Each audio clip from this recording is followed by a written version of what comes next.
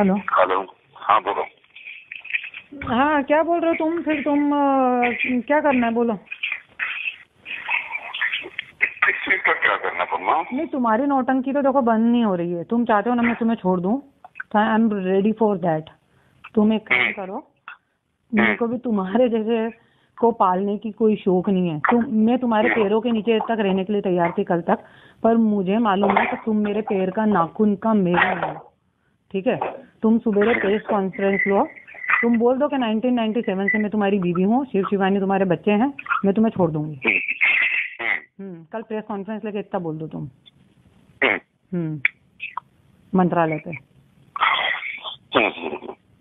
और शिव शिवानी को परली ले जाके रखो तुम तुम्हारी माँ के साथ। ठीक है, तो बच्चे मेरे कस्टडी में है तो फिर नहीं नहीं नहीं, तुम्हारी कस्टडी के साथ नौकर के हैं। और पहले ही चौधरी एक औरत का बलात्कार कर चुका है तुम्हारे बंगले में। कौन? चौधरी, जो काम वाला था तुम्हारा खाना बनाने वाला, जिसको तुमने निकाला, तुमने खुद ने बताया था अपने मुंह से। कौन चौधरी?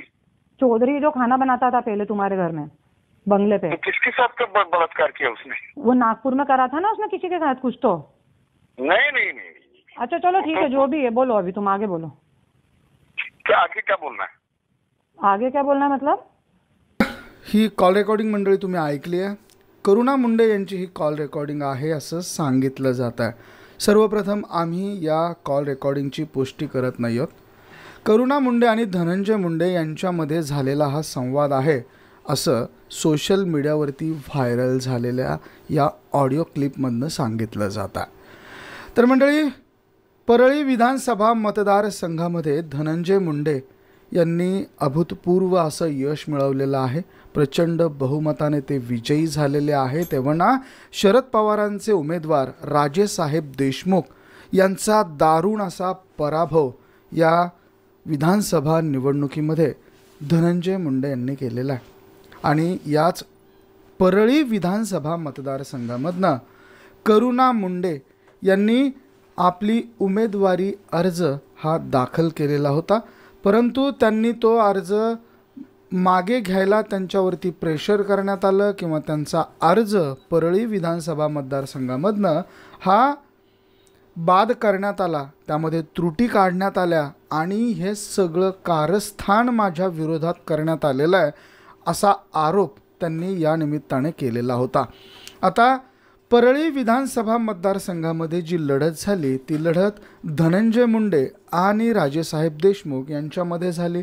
या लढतीमध्ये धनंजय मुंडे यांनी प्रचंड बहुमताने विजयाची नोंद केली आणि त्यानंतर करुणा मुंडे आणि धनंजय मुंडे यांची जी आपत्ती आहेत त्यापैकी त्यांची जी मुलगी आहे त्या मुलीचे फोटोज हे काही दिवसांपूर्वी म्हणजेच निकालाच्या दिवशी संध्याकाळी हे व्हायरल झाले.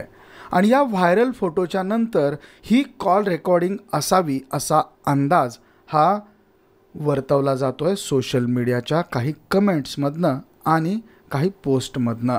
तर करुणा मुंडे यांनी धनंजय मुंडे यांना केलेली ही कॉल रेकॉर्डिंग कधीची आहे किंवा या कॉल रेकॉर्डिंगमध्ये झालेली गोष्टी ह्या धनंजय मुंडे यांच्यासोबतच्याच आहेत का किंवा इतर कुणाच्या सोबतच्या आहेत हे तुम्ही आम्हाला कमेंट करून अवश्य कळवा. हा व्हिडिओ तुम्हाला